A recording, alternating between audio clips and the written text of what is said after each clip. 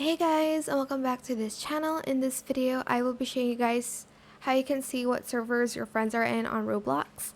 So you can only see if they're in like a mutual server with you. If they're on a server and you're not in that server, unfortunately you cannot see. So you're just going to select your friend here, and then you're going to select the mutual servers. You'll be able to select it, and you'll see all of the servers you're in with them, I guess. But yeah, that is pretty much how you can see if you're like still in this, well, if you're in the same server as them, basically.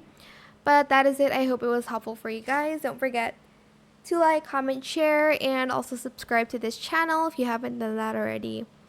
If you have any more questions about this video, just leave it in the comment section down below. I will try my best to answer them all for you guys.